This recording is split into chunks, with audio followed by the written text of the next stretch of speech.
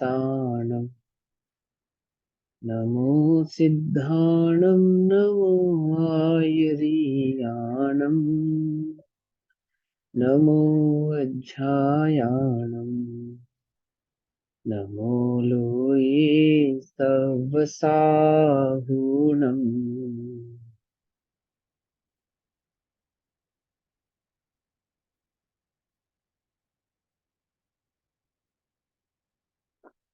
ओंकार बिंदु संयुक्तम् नित्यं ध्यायन्ति योगिनः कामदं मोक्षदं चैव ओंकाराय नमो नमः। मङ्गलं भगवान् वीरो मङ्गलं गौतमो गणी मङ्गलं कुन्दकुन्दार्द्यो जैनधर्मोऽस्तु मङ्गलम्। सर्वमङ्गलमाङ्गल्यं सर्वकल्याणकारकं प्रधानां सर्वधर्माणां जैनं जयतु शासनम्। नमः समय साराय स्वानुभूत्या चकासते चित्स्वभावाय भावाय सर्वभावान्तरक्षिते।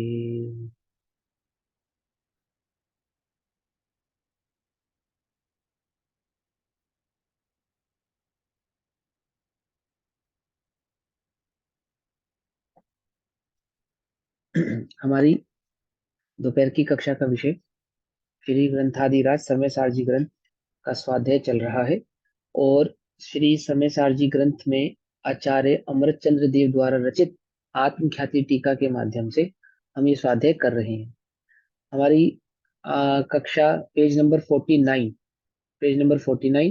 और गाथा नंबर 17। गाथा नंबर 17 से हमने आज शुरू करना है। कलश नंबर 19 तक हमने सैटरडे को स्वाध्याय किया था। ठीक, गाथा नंबर 17 पढ़े। पहले गाथा पाठ करेंगे।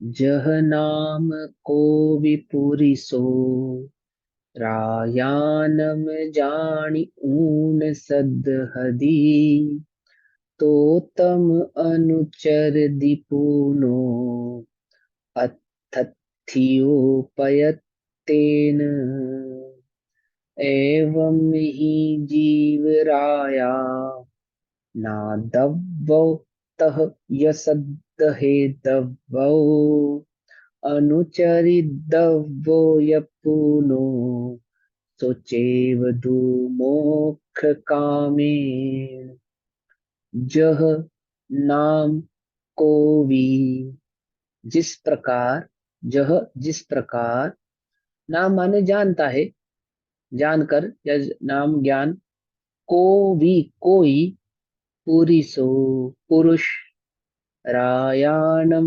राजा को जानी ऊन सद्हदी जान कर उसकी सद्हदी श्रद्धा करे तो तम तम उसका तो उसका अनुचर दी अनुसरण सेवा पूर्णो फिर अथत्योपयत्तेन प्रयत्न मतलब प्रयत्न पूर्वक धन के लिए अथत्यो धन का अर्थी धनार्थी धन की प्राप्ति के लिए प्रयत्न लगन पूर्वक क्या करता है अनुसरण करता है यानी सेवा करता है किसकी राजा की राजा को जानकर राजा की सेवा करता है क्योंकि वह राजा से धन चाहता है। एवं उसी प्रकार ही एवं ही जीव राया जीव राजा न दव्वौ जान कर तह उस य सह देवौ सद हे दव्वौ उसी प्रकार जीव राजा को जानकर उसकी श्रद्धा करो। इस प्रकार जैसे राजा को जाना था तो कैसे जाना था लक्षणों से जानता है ना ये राजा है राजगद्दी पे बैठा है सब लोग इसकी आज्ञा मानते हैं मुकुटधारी है ना धन वाला है आदि आदि। ऐसे ही ज्ञान दर्शन चारित्र आदि के माध्यम से ये श्रद्धा करो ये पहचान करो कि यह जीव है कौन है ये जीव? यह मैं क्या हूँ? जीव हूँ। अनुचरितव्यौ, उसका अनुचरण करो। अनुचरण करो अर्थात उसकी सेवा करो, अर्थात उसका अनुभव करो। अनुचरितव्यौ यपुनो सचैव मोक्ष कामेन। यदि तुम्हें मोक्ष की कामना है तो उसी प्रकार इस जीव की भी तुम्हें श्रद्धा करनी चाहिए, उसका अनुभव करना चाहिए। हिंदी में पढ़ेंगे। जो पुरुष कोई नरपति को भी जान कर श्रद्धा करे, फिर यत्न से धन अर्थ वो अनुचरण राजा का करे। जीव राज को यूं जानना, फिर श्रद्धना इस रीति से उसका ही करना अनुचरण, फिर मोक्षार्थी यत्न से। क्या कहते हैं? यथा नाम, जैसे, कअपि, कोई, अर्थार्थिक पुरुष, धन का अर्थी अर्थात धन चाहने वाला पुरुष, राजा नाम, राजा को, ज्ञात्वा अर्थात जानकर, श्रद्धा श्रद्धाति श्रद्धा करता है, तथा पुनः तत्पश्चात तम प्रयत्नेन अनुचरति, उसका प्रयत्न पूर्वक अनुचरण करता है। प्रयत्न पूर्वक, मुझसे कोई भूल ना हो जावे, है ना। सही प्रकार से राजा की अनुनय विनय करता है, प्रयत्न पूर्वक, आलस के साथ नहीं, प्रमाद के साथ नहीं, पुरुषार्थ पूर्वक, प्रयत्न पूर्वक, विवेक पूर्वक, प्रज्ञा पूर्वक। समझे प्रयत्न पूर्वक का मतलब? जिसमें विवेक भी है, प्रज्ञा भी है, पुरुषार्थ भी है, उसको कहेंगे प्रयत्न। और जिसमें प्रमाद है वो नहीं प्रयत्न। प्रमाद है ना, हाँ भैया अब तो जीव है ही, अब जो केवली ने देखा होगा सो हो जाएगा, ऐसा नहीं। मैं जीव हूं, है ना, पुरुषार्थ। वो राजा है, उसका प्रयत्न पूर्वक अनुचरण करता है, दैट मीन्स उसकी सेवा करता है, अर्थात उसकी सुंदर रीति से सेवा करता है, अनुचरण करता है अर्थात सुंदर रीति से, विवेक पूर्वक, है ना, प्रज्ञा पूर्वक, है ना, और पुरुषार्थ पूर्वक। किस तरह से इस राजा को मैं प्रसन्न कर दूं? युक्ति पूर्वक, न्याय पूर्वक। जीव को कैसे जानना? युक्ति से, न्याय से, नीति से, है ना। एवं ही, उस ही प्रकार, इसी प्रकार, मोक्ष कामीन, मोक्ष के इच्छुक को, जीवराज, जीव रूपी राजा को ज्ञातव्य जानना चाहिए। पुनश्च, और फिर, तथा एवं इसी प्रकार, श्रद्धात्व, उसका श्रद्धान करना चाहिए। युक्ति पूर्वक, न्याय पूर्वक, नीति पूर्वक, प्रयत्न पूर्वक क्या करना चाहिए? पहले जीव को पहचानना चाहिए, है ना। अगर समय सार जी की भाषा में कहें तो प्रमाण पूर्वक, प्रमाण पूर्वक उस जीवराज को, जीव को पहचानना चाहिए। फिर तुच्छ, और तत्पश्चात स एव अनुचरत्व, उसी का अनुसरण करना चाहिए, अर्थात अनुभव के द्वारा तन्मय हो जाना चाहिए, उस रूप ही हो जाना चाहिए, एक हो जाना चाहिए। निश्चय से कोई धन का अर्थी यानी धन चाहने वाला पुरुष बहुत उद्यम से पहले तो राजा को जाने कि यह राजा है, पहले तो निश्चित करे कि यह राजा है, रंक नहीं है, ये राजा है ना। और कैसा राजा है? कैसा राजा है? जिसका राजपाट अभी लुटा पिटा नहीं है, जो राजपाट पे बैठा है, अपनी गद्दी पे बैठा है ना। ऐसा राजा नहीं जिसकी राजगद्दी छिन चुकी हो।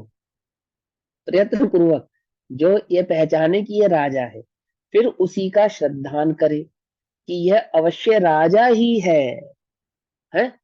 उसकी सेवा करने से अवश्य धन की प्राप्ति होगी, और तत्पश्चात उसी का अनुचरण करे अर्थात उसकी सेवा करे, आज्ञा में रहे, उसे प्रसन्न करे। इसी प्रकार मोक्षार्थी पुरुष को पहले तो आत्मा को जानना चाहिए। द्रव्य गुण पर्यायों से, लक्षणों से, ज्ञान दर्शन आदि लक्षणों से, है ना, इस आत्मा को पहचानना चाहिए। युक्ति से, न्याय से इस आत्मा को पहचानना चाहिए। नयों के द्वारा, निश्चय और व्यवहार से इस आत्मा को पहचानना चाहिए। और फिर उसी का श्रद्धान करना चाहिए कि यही आत्मा है। क्या श्रद्धान करना चाहिए? कि मैं ही आत्मा हूं। क्या ये श्रद्धान करना चाहिए कि मैं ही आत्मा हूं। इस मेरा अपना आचरण करने से, अर्थात अपनी शरण में जाने से, अपना अनुसरण करने से, इस जीव स्वभाव का अनुसरण अनुभव करने से अवश्य कर्मों से छूटा जा सकेगा, और तत्पश्चात उसी का अनुसरण करना चाहिए, अर्थात अनुभव के द्वारा उसमें लीन होना चाहिए। दर्शन, ज्ञान और चारित्र संबंधी, दर्शन से आत्मा का श्रद्धान करो, ज्ञान से आत्मा को जानो, और चारित्र में उसी में लीन हो जाओ, है ना। इससे पहले कहा ना कलश में, तो वही बात उन्होंने गाथा के रूप में बताई। क्योंकि साध्य जो निष्कर्म अवस्था रूप अभेद शुद्ध स्वरूप, उसकी सिद्धि की इस ही प्रकार उत्पत्ति है। अन्यथा अनुपत्ति है। अनुपत्ति मतलब अन्यथा प्राप्त नहीं किया जा सकता। अर्थात इस प्रकार से साध्य की सिद्धि होती है, अन्य प्रकार से नहीं। मोक्ष की सिद्धि, सुख की सिद्धि, आत्म अनुभव की सिद्धि का एकमात्र यही उपाय है कि पहले इस जीव को लक्षणों के द्वारा, युक्ति के द्वारा, न्याय के द्वारा पहचाना जाए, और पहचानने के बाद ये श्रद्धान किया जाए कि यही जीव है, मैं ही जीव हूं, मैं ही आत्मा हूं। और ऐसा जानकर इस आत्मा में लीन हो जावे, तो यही एकमात्र मुक्ति का उपाय है। इसी बात को विशेष समझाते हैं जब आत्मा को अनुभव में आने वाले अनेक पर्याय रूप भेद भावों के साथ मिश्रितता होने पर भी सर्व प्रकार से भेद ज्ञान में प्रवीणता से मतलब प्रवीण, प्रवीण माने निपुण, समझदार। समझदार, निपुण, निपुण, ठीक है ना। माने जो अपने कार्य को करने में पूर्ण सर्व प्रकार से निपुण है। जैसे 5 पांडव थे ना, तो द्रोणाचार्य ने पूछा कि भैया भीम तुम्हें क्या नजर आता है? कि मुझे पेड़ नजर आता है, पेड़ पे तोता नजर आता है, तोते, है ना, आदि आदि। कि दूसरे से पूछा तुम्हें क्या नजर आता है? कि किसी को पेड़, फल आदि आदि सब नजर आता है, पूरा जंगल दिखता है, तोता भी दिखता है, तोते की आंख भी दिखती है। लेकिन अर्जुन से पूछा तो अर्जुन ने क्या कहा? कि गुरुदेव, मुझे तो मात्र उस तोते की आंख ही नजर आ रही है, और कुछ नजर नहीं आ। क्या समझे? नहीं समझे? निपुण, प्रवीण, अपने कार्य को करने में प्रवीण। तो क्या कहते हैं? जब आत्मा को अनुभव में आने वाले अनेक पर्याय रूप भेद भावों के साथ मिश्रितता होने पर भी, अर्थात वह तोता डाल पे बैठा है, डाल पत्तों से ढकी है, और ऐसे डाली वाले पत्ते एक पेड़ का समूह है, वह पेड़ एक जमीन पर है, और जमीन वह जंगल की है, और उसके पास कितने सारे पेड़ हैं, इन सबको गौण करके, सब है ना वहां पर, है ना वहां पर, सबको गौण करके क्या नजर आई? मात्र एक आंख।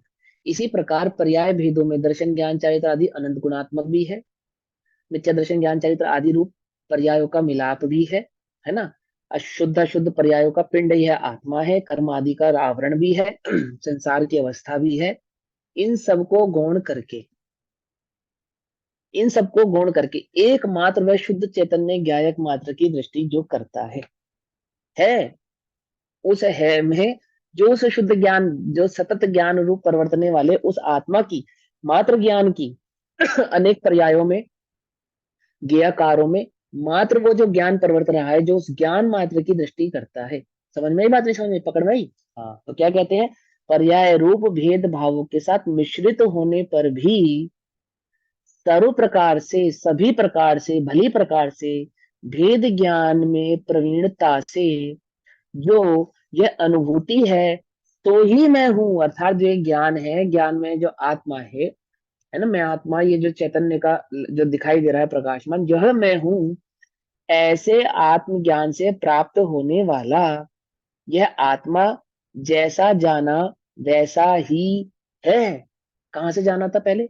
आगम से जाना था ना, द्रव्यश्रुत, द्रव्यश्रुत। जैसा जाना द्रव्यश्रुत से, भाव श्रुत में वैसा ही है। भाव शुद्ध किसको कहते हैं? अनुभव। द्रव्य शुद्ध किसको कहा? आगम।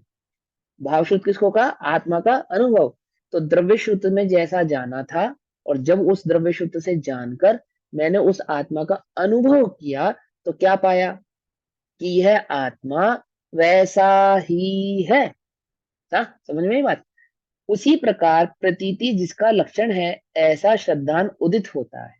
आहा, ठीक है ना। प्रतीति जिसका लक्षण है, अर्थात अनुभव जिसका लक्षण है, ऐसा श्रद्धान। श्रद्धान का लक्षण क्या है? अनुभव। हाँ भाई, तुम्हें जैन धर्म पे श्रद्धा है या नहीं है? कि हमें तो बहुत श्रद्धा है। तो अनुभव उसका लक्षण है क्या? और जैन दर्शन पे श्रद्धा माने क्या? आत्मा की श्रद्धा, यानी आत्मा का अनुभव ही जैन मत का अनुभव है। क्यों? क्योंकि आत्मानुभूति को ही क्या कहते हैं? द्रव्यश्रुत और भावश्रुत कहते हैं। जिन शासन जानो। पकड़ में ही बात नहीं? पकड़ में ही समझा ना? कि हमें बहुत श्रद्धा है जैन धर्म पे। ये बोले सच्ची श्रद्धा नहीं है। अनुभूति जिसका लक्षण है, ऐसा श्रद्धान उदित होता है।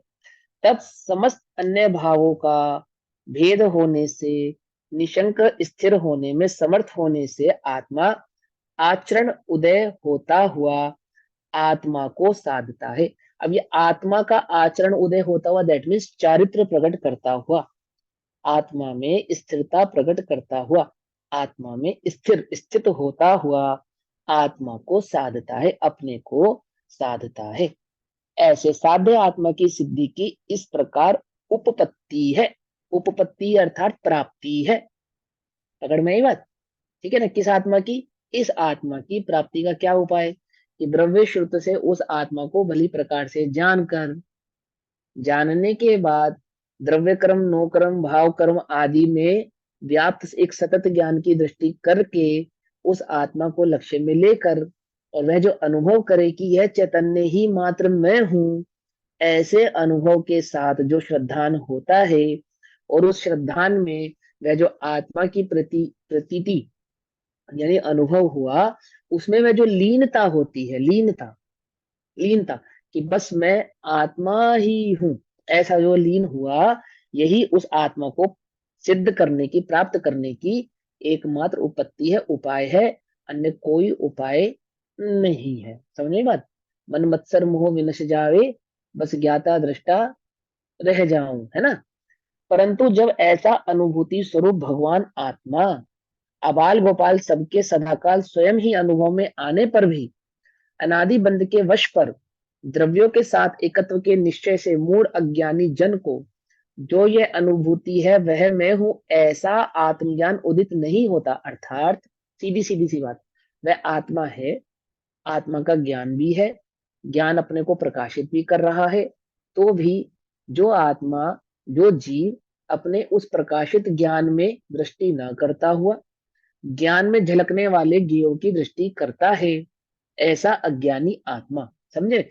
यानी साधारण भाषा में कहे कि जिसकी दृष्टि अपने आत्मा पर ना होकर द्रव्य कर्म, भाव कर्म और नो कर्मों पर है। समझ नहीं बात? समझ नहीं? देखो, मुझे पक्का श्रद्धान है किस पे? जैन दर्शन पे पक्का श्रद्धान है, एकदम पक्का श्रद्धान है। कब तक? जब तक मेरे पुण्य का उदय है तब तक। क्या? जैसे ही मेरे पाप का उदय आवेगा, तो मेरे श्रद्धान का क्या होगा? बोलो भैया, कुछ बात समझ में नहीं? देखो, मुनिराज आत्मा में लीन है, तो कब तक? जब तक उपसर्ग ना आवे तब तक। जैसे उपसर्ग आएगा, वैसे आत्मा से बाहर आ जाएंगे, उपसर्ग दूर करने का उपाय करेंगे। अब भैया कोई सर पे आग लगाएगा, तो उसे हटाने का उपाय तो करना पड़ेगा ना, या नहीं करना पड़ेगा? बोलो। कोई तपते तपते लोहे के गहने पहनाएगा, तो उसको इतना तो कहना पड़ेगा, "ए भैया क्या करते हो, हमने तुम्हारा क्या बिगाड़ा है?" इतना तो कहना ही पड़ेगा ना। क्या? कोई बात समझ में नहीं आ रही है? भूख लगेगी और हमारे मुताबिक रोटी नहीं मिलेगी, तो कहना तो पड़ेगा ना कि भैया हमारे मुताबिक क्यों नहीं बनाते तुम? कुछ बात समझ में ही नहीं आई? लेकिन जब तक सब कुछ मिल रहा है, जब तक पुण्य सहज चल रहा है, तब तक मुझे अपने आत्मा यानी अपने जैन धर्म पे पूरा भरोसा है। कोई किसी का कुछ नहीं करता भैया, कोई किसी से कुछ लेता देता नहीं है, सब अपने कर्मों की लीला है। कब तक कर्मों की लीला? जब तक पुण्य का उदय चल रहा है। और जैसे कोई तुम्हारा अपमान कर देवे, तुम्हारे अकॉर्डिंग कार्य ना करे, तब क्या होता है? कि इसने मुझे दुखी किया, ये मेरा दुख सुख का करता है, ये ऐसा है, ये मेरी बात नहीं मानता। और मुझे तो कोई क्रोध नहीं आता, ये मुझे क्रोध दिलाता है, आदि आदि। या फिर मिथ्यात्व में कुदेवी को गुरु और कुदेवों की शरण में चला जाता है कि इसको ये हो गया, फला हो गया, ये तंत्र मंत्र जंतर जो भी करता है। अरे भैया, वो कह रहे सबसे पहले श्रद्धा लक्षण क्या है, श्रद्धा का लक्षण क्या है, ये बताओ। मैं मंदिर जाता हूँ, स्वाध्याय करता हूँ, है ना, पूजा पाठ आदि करता हूँ, दान करता हूँ, और मैंने मंदिर बनवा दिया, क्या श्रद्धा का यह लक्षण है? कि अनुभव। अनुभूति श्रद्धा का लक्षण है, समझे नहीं? अनुभव है श्रद्धा का लक्षण, पहली बात। क्यों, जो बात अनुभव से है, अभी तुम्हें नींद में भी कोई पूछे क्यों भैया शक्कर कैसी होती है, तो क्या बोलोगे? नम कैसी होती है? मीठी। मीठी। अनुभव से जाना है तुमने। हम तुम्हें मार मार के भी सिखाए ना कि नहीं नमकीन होती है, तो भी नहीं मानोगे।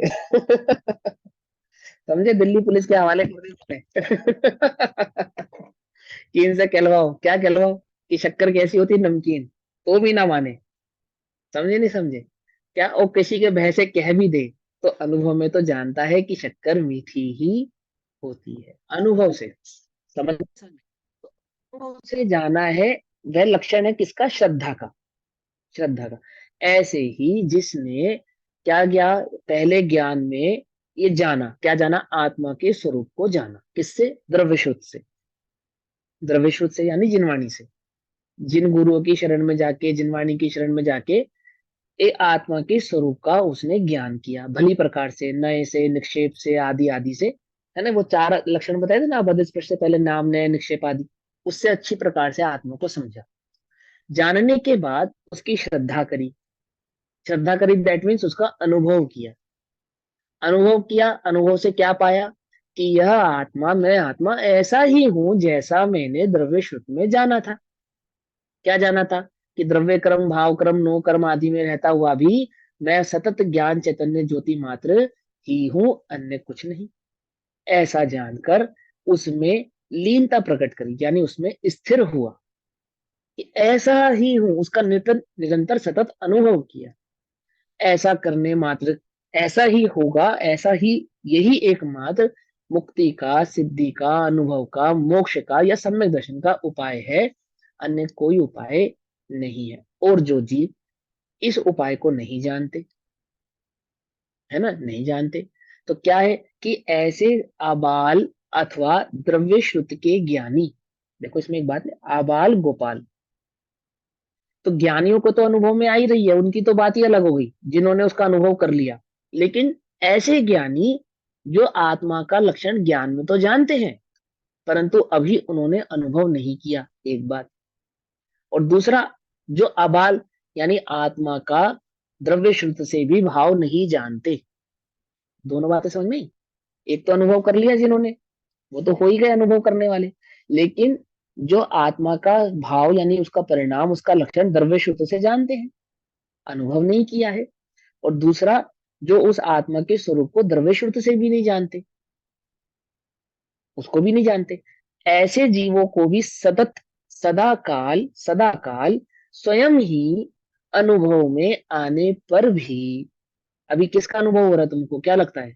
मेरी आवाज का क्या, या तुम्हारे, तुम्हारी बुद्धि का? किसका अनुभव कर रहे हो? ज्ञान का ही अनुभव हो रहा है। अभी इस वक्त भी जो अनुभव हो रहा है वह ज्ञान का ही हो रहा है। परंतु इस ज्ञान के अनुभव को न जानकर जो उलझा हुआ है अक्षरों में, मात्रा में, इस आवाज में, है ना, जूम कॉलिंग पे, आदि आदि पे जो अटका हुआ है, समझे ना, तो आने पर भी अनादि बंध के वश पर द्रव्य के साथ, पर द्रव्य के साथ मतलब द्रव्य कर्म, भाव कर्म, नो कर्म आदि, है ना, ये पुद्गल आदि जो द्रव्य है, शरीर आदि जो द्रव्य है, इनके साथ एकत्व के, यह मैं हूं, ये गे जो मेरे ज्ञान में झलक रहे हैं, ये मैं हूं, ये आवाज मेरी है, मैं पढ़ाने वाला हूं, मैं पढ़ने वाला हूं, आदि इस समय मैं सुनने वाला हूं, मैं समझने वाला हूं, आदि आदि मैं याद करने वाला हूं, इसमें जो उलझ रहा है, वह जो सतत एक ज्ञान बह रहा है उसकी दृष्टि ना करके, उस ज्ञान में जो गे झलक रहे हैं उनकी दृष्टि जो कर रहा है, पकड़ में, बात नहीं पकड़ में, यानी दर्पण देखने गए बाजार में, और दर्पण देखने की जगह अपना ही चेहरा देख रहा है, क्या? कि नहीं भैया, अपना चेहरा नहीं देख रहे, हम इस चेहरे में दर्पण ही देख रहे हैं, क्या? खरीद तो समझ गए, नहीं समझ में? ऐसे ही ज्ञानी कैसे है, जो ज्ञेयों में भी मात्र ज्ञान को ही देख रहे हैं। अज्ञानी कैसा है, जो सतत वर्तते हुए ज्ञान में भी ज्ञान को नहा देखकर अज्ञान रूपी ज्ञेयों को ही देख रहा है, ये उसका अज्ञान है ना। वश, बंद के वश। देखो एक कथा सुनाता हूँ। उत्तर पुराण में एक कथा आती है।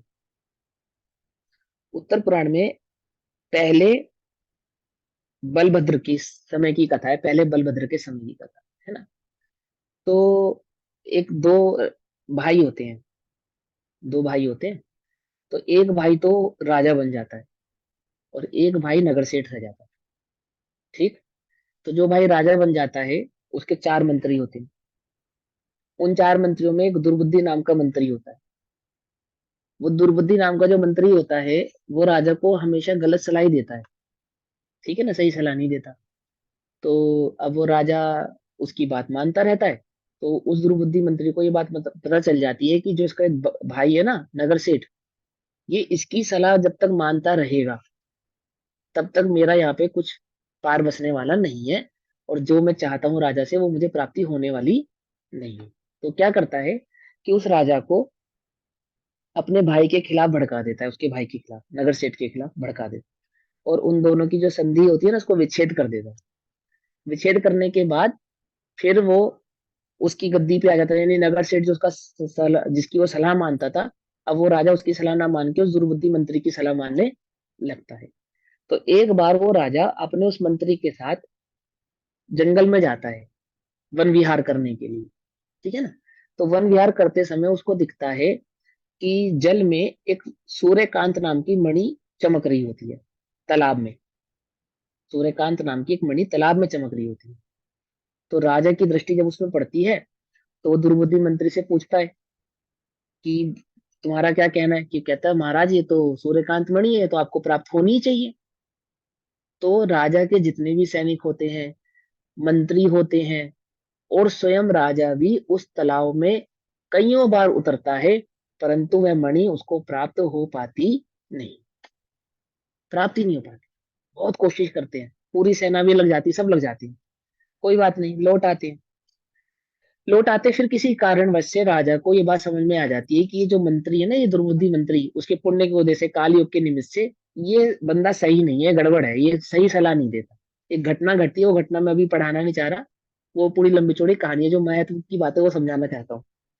तो वो अपने भाई को बुलाता है और अपने भाई से क्षमा मांगता है, नगर सेठ से, कि भाई मुझसे गलती हुई और मैंने तुम्हारा अपमान किया, और मुझे समझ में आ गया कि जो मंत्री है ये गड़बड़ है, और मुझे इसकी बात नहीं माननी चाहिए थी। को नगर सेठ सज्जन व्यक्ति होता है और बुद्धिशाली भी होता है, ज्ञानी होता है। वो कहता है कोई बात नहीं, ऐसे कर्म का उदय है, तो कर्म के उदय में इसी प्रकार के निमित्त नैमित्तिक संबंध बनते हैं, आदि आदि कह के बात खत्म हो जाती है। तो एक उसी दिन शाम के वक्त दोनों भाई छत की महल की छत पे टहल रहे होते हैं।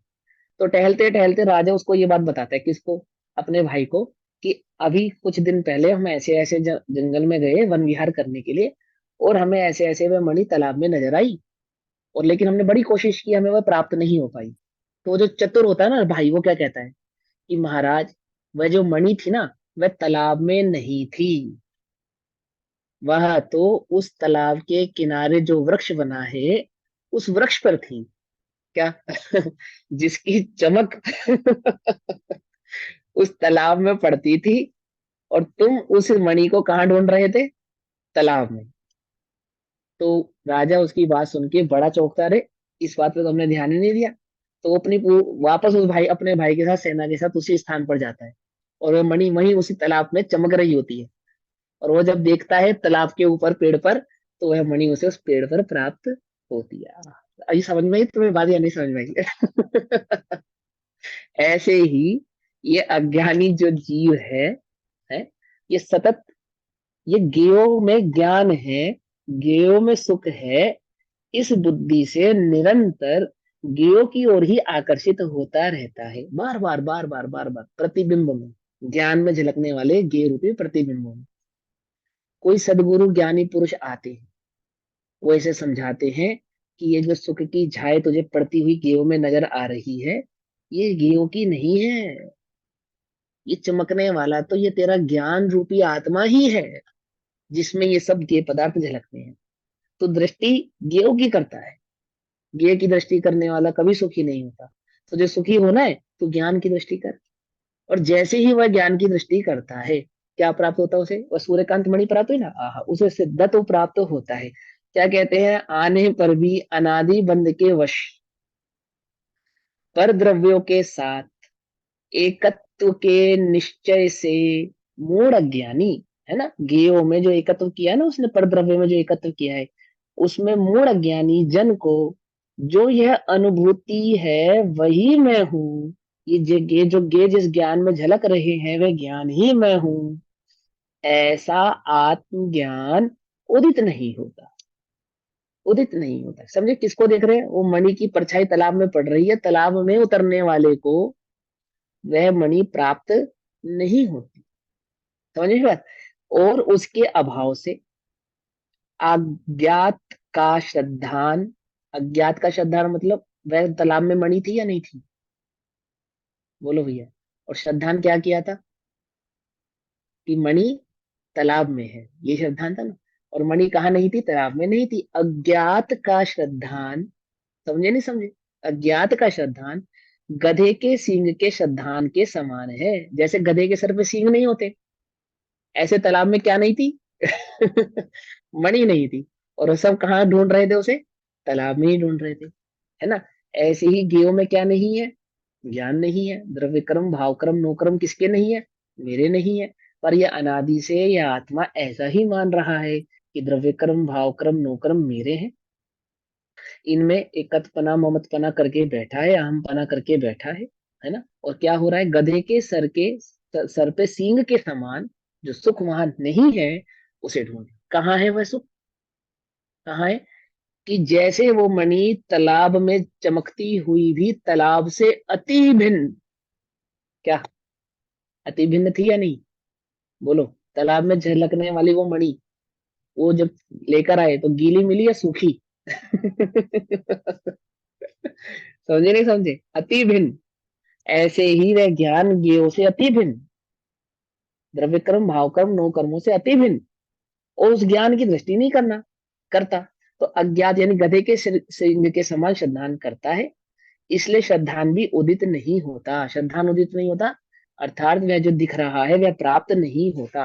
अर्थात ज्ञान में जो जाना है वह आत्मा का स्वरूप प्राप्त नहीं होता। क्यों नहीं होता? गलत जगह खोज रहा है, इसलिए नहीं होता।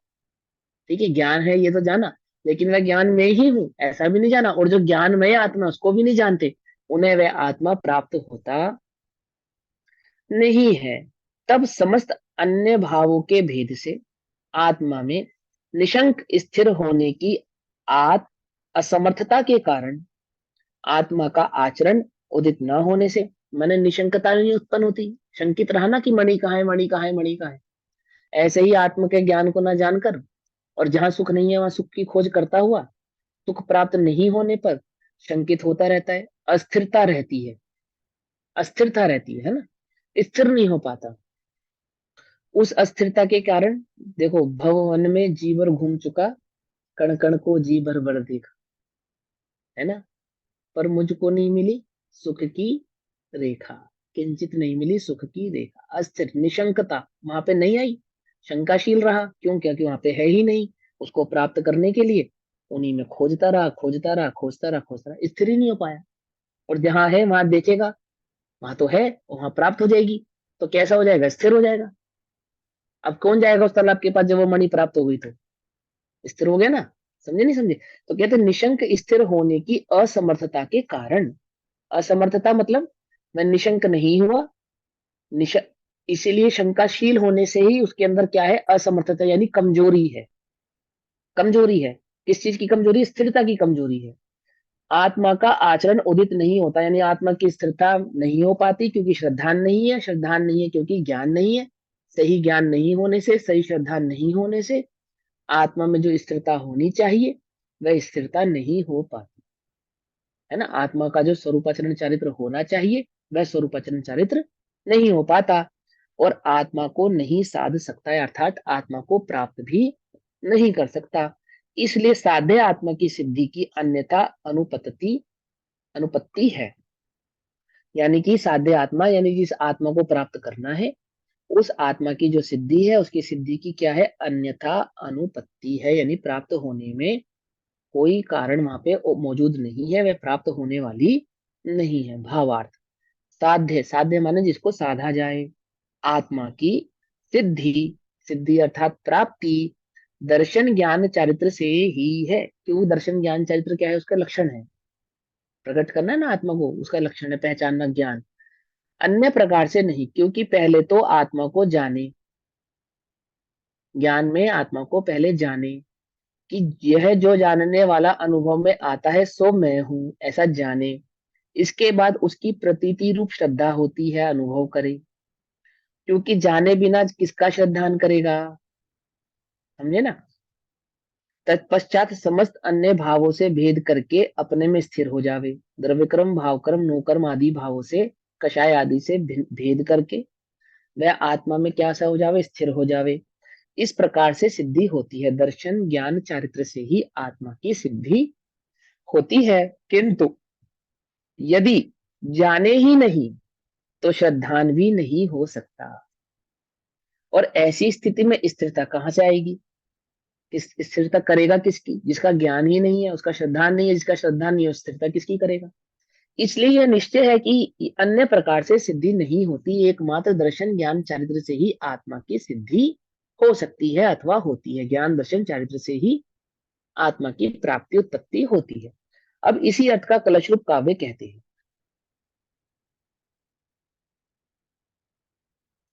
20 नंबर का श्लोक, कलश है, कलश नंबर 20। कथमपि समुपात्तत्वम्यपेक्कताया अपतते मदतात्मज्योतिर्रुद्रच्छदच्छम् सततमनुभावो भावामौ नन्त चैतन्य चिन्नम, न खलु यस्मादन्यथा साध्य सिद्धि। आहा, देखो सुनो, बहुत सुंदर कलश है। देखो क्या कहते हैं, कथमपि, कथमपि कहते हैं, कथमपि कहते हैं, समुपात्तव्यमपेक्षताया, तृप्त, तृप्त तीन प्रकार से कहते हैं, दर्शन ज्ञान चारित्र तीन प्रकार से इस आत्मा को कहते हैं। कथमपि समुपात्तृत्व निरपेक्षताया अपतति मिदात्म ज्योतिरुद्रच्छदच्छम सततमनुभवामौ नंत चैतन्य चिन्नम, न खलु नहीं होती, नहीं होती, नहीं होती, नहीं होती, यस्मादन्यथा साध्य सिद्धि, इसके बिना साध्य की सिद्धि नहीं होती, नहीं होती, किसके बिना नहीं होती, सतत अनुभवो अनुभवामो अनंत चैतन्य चिन्ह, अनंत आत्मा का जो अनुभव चिन्ह है, आत्मा चैतन्य जो चिन्ह है आत्मा का, अपतत मिदित आत्मा ज्योतिरुद्र दक्षम, आच्छादित हुआ हुआ जो आत्मा है। देखो इसको श्लोक से ही समझाता हूँ उसको, उसके उससे क्या समझाना, श्लोकार्थ कहते हैं, आचार्य देव कहते हैं, अनंत चैतन्य चिन्हम, अनंत यानी अविनश्वर, अनंत जिसका कोई आदि नहीं, जिसका कोई अंत नहीं, अनंत, ऐसे अनंत अविनश्वर चैतन्य का चिन्ह, अनंत चैतन्य चिन्ह, चैतन्य जिसका चिन्ह, किसका चिन्ह है ये चैतन्य, का चिन्ह है ये चैतन्य।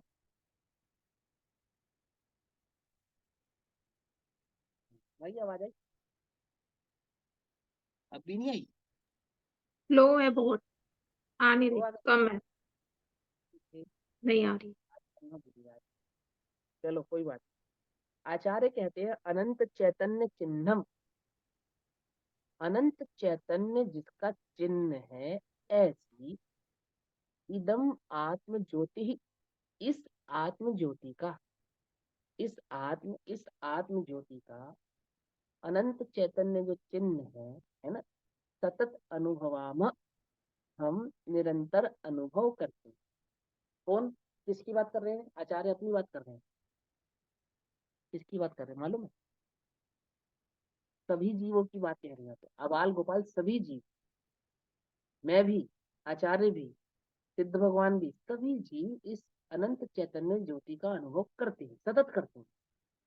आबाल गोपाल है ना, ये लिखा, परंतु जब ऐसी अनुभूति स्वरूप भगवान आत्मा आबाल गोपाल सबके सदाकाल स्वयं ही अनुभव में आने पर भी, मिली लाइन 50 नंबर पेज की अंतिम लाइन, है ना। तो यहाँ पे क्या कहते हैं कि इस आत्म ज्योति का सततम हम निरंतर अनुभव करते हैं।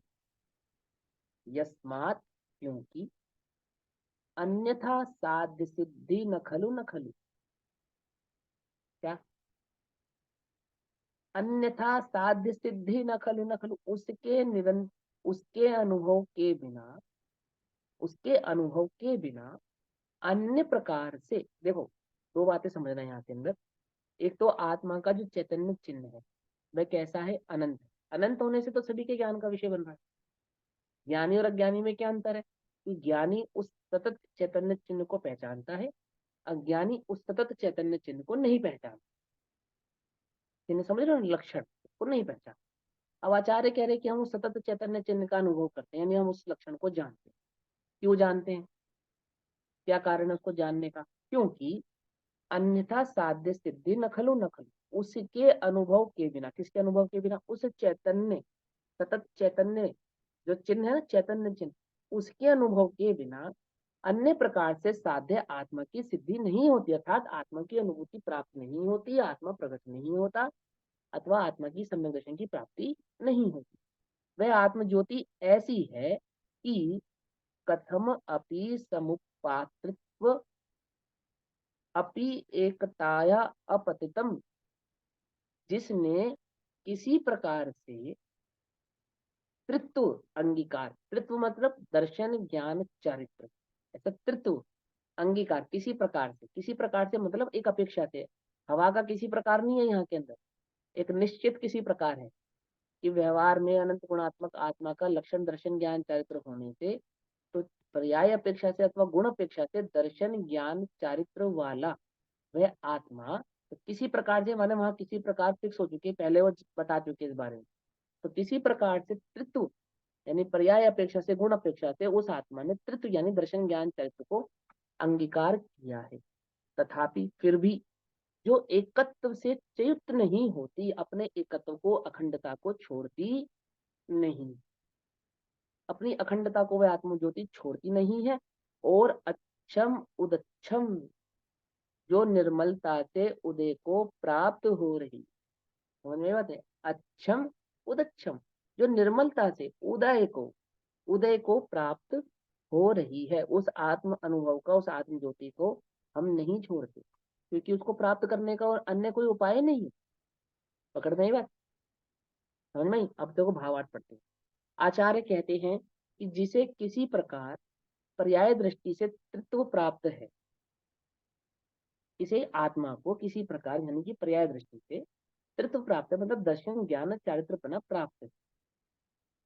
तथापि शुद्ध द्रव्य दृष्टि से जो एकत्व रहित नहीं हुई, माने जिसने अपनी अखंडता को नहीं छोड़ा, समझ नहीं बात, कंफ्यूज तो नहीं हो रहे सब।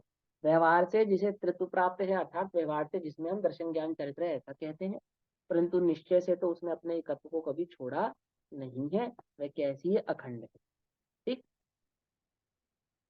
तथा जो अनंत चैतन्य स्वरूप निर्मल उदय को प्राप्त हो रही है, जो अनंत चैतन्य स्वरूप निर्मल उदय को प्राप्त हो रही है, ऐसी आत्म ज्योति का हम निरंतर अनुभव करते हैं। प्राप्त हो रही है, अभी भी हो रही है, ऐसी आत्म ज्योति का हम निरंतर अनुभव करते हैं। ठीक। यह कहने का आश्रय यह भी जानना चाहिए कि जो सम्यक दृष्टि पुरुष है वे जैसा हम अनुभव करते हैं वैसा अनुभव करें, यानी जिस तुमने अगर आत्मा के स्वरूप को तृप्त प्रकार से जान लिया है, तो वहां तृप्त प्रकार से जानने के बाद अब निश्चय से उसकी अखंडता का अनुभव करो। क्यों अनुभव करो, कि ज्ञान में जानो, दर्शन में श्रद्धान करो, और चारित्र यानी उसमें लीन हो जाओ। हम भी ऐसा ही करते हैं, तुम भी ऐसा ही करो, क्योंकि उस आत्मा की सिद्धि का अन्य दूसरा कोई उपाय नहीं। पकड़ नहीं। ठीक है। अब कोई तर्क करे कि आत्मा तो ज्ञान के साथ तदात्म्य स्वरूप है, तदात्म्य स्वरूप है मतलब एक में एक है, अलग नहीं है, इसलिए वह ज्ञान का नित्य सेवन करता ही है। तब फिर उसे ज्ञान की उपासना करने की शिक्षा क्यों दी जाती है? आत्मा तो ज्ञान स्वरूप ही है, आत्मा का ज्ञान करने की उसको शिक्षा क्यों दी जाती है? ज्ञान तो उसका स्वयं का लक्षण है, अलग से ज्ञान लाने की क्यों उसको शिक्षा दी जाती है? अलग से ज्ञान करने की शिक्षा क्यों दी जाती है? ज्ञान तो उसको वर्त ही रहा है, तादात्म्य में संबंध है उसका। तब फिर उसे ज्ञान की उपासना करने की शिक्षा क्यों दी जाती है? उसका समाधान यह है, ऐसा नहीं। यद्यपि आत्मा ज्ञान के साथ तदात्म्य स्वरूप है तथापि वह एक क्षण का मात्र भी ज्ञान का सेवन नहीं कर।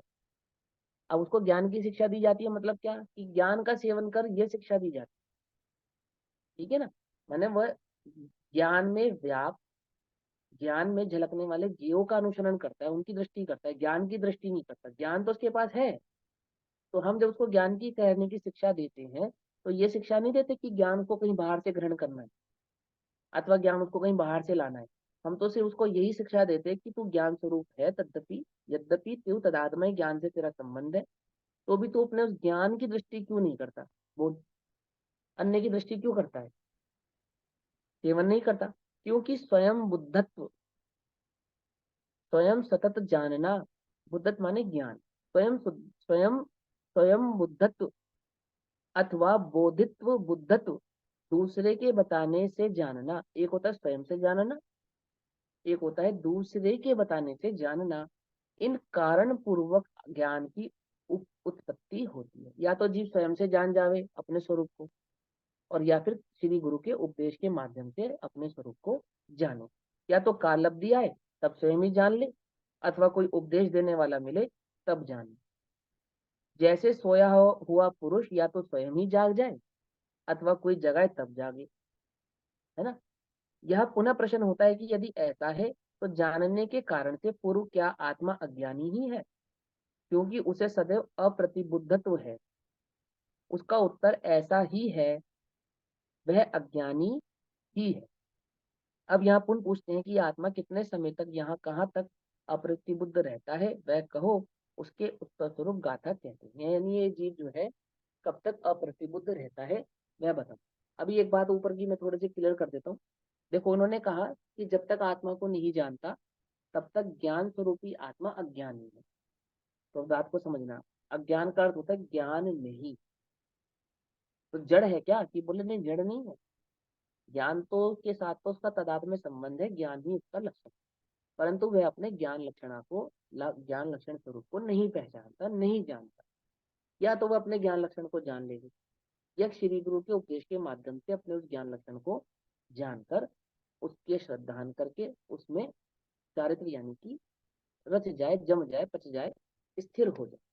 या तो वह ऐसा करे तो वह प्रतिबद्ध कहलाता है, यानी कि ज्ञानी कहलाता है। और अगर वह नहीं जानता, नहीं जानता दैट मीन्स अपने स्वभाव को नहीं जानता, अपने ज्ञान स्वरूप को नहीं जानता, ना स्वयं से ना किसी दूसरे के अन्य के माध्यम से, यानी द्रव्यशूत आदि के माध्यम से नहीं पहचानता, तब ऐसी अवस्था में वह ज्ञानी आत्मा अज्ञानी ही कहलाता है। पकड़ में ही बात। ज्ञानी क्यों है? क्योंकि ज्ञान स्वभावी।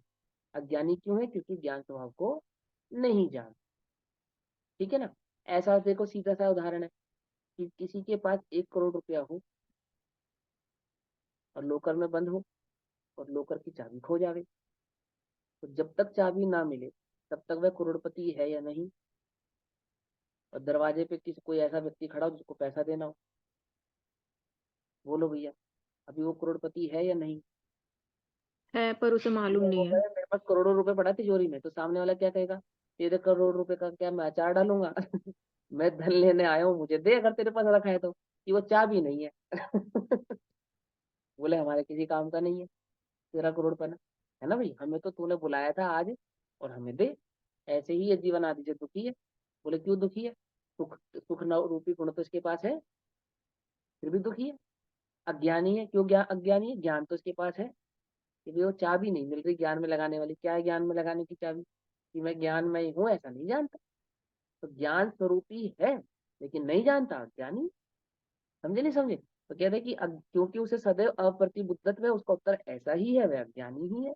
ज्ञान स्वरूपी आत्मा को नहीं जानने से, अपने स्वभाव को नहीं जानने के कारण वह अज्ञानी ही है। आई बस समझ में, है ना। कथम अपनी समुपात्रित्व में पेकताया अपतति मिदात्म ज्योतिरुद्रतच्छम सतत मनुभावो अनंत चैतन्य चिन्हम न खलु यस्माद्रक्षा साध्य सिद्धि, है ना। चलो अब गाथा नंबर 19, गाथा 19 का हम पाठ करते हैं।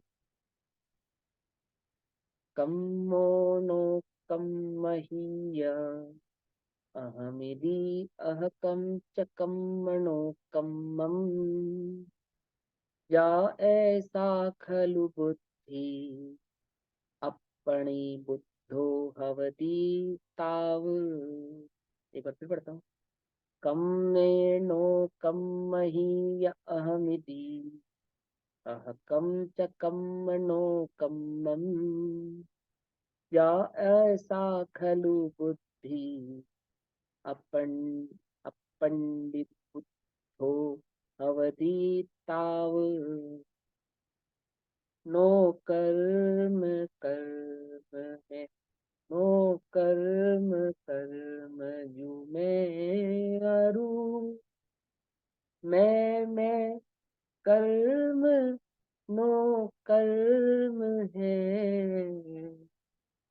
यह बुद्धि जब तक जीव की अज्ञानी तब तक वो रहे।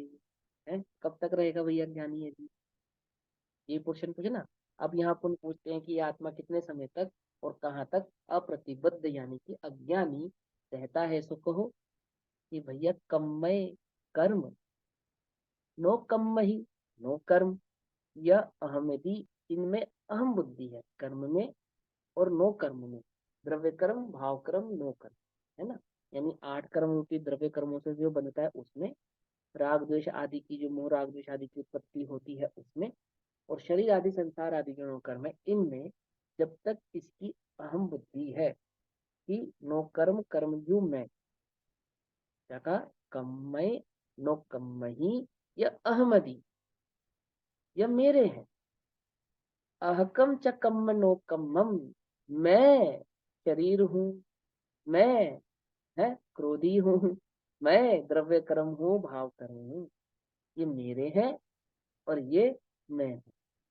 तो अहकम च कम्म नो कम्मम, तथा च और कर्म और नो कर्म में मैं बना है। एक अहम बुद्धि है मैं पने रूप, और ममत्व है मेरे रूप।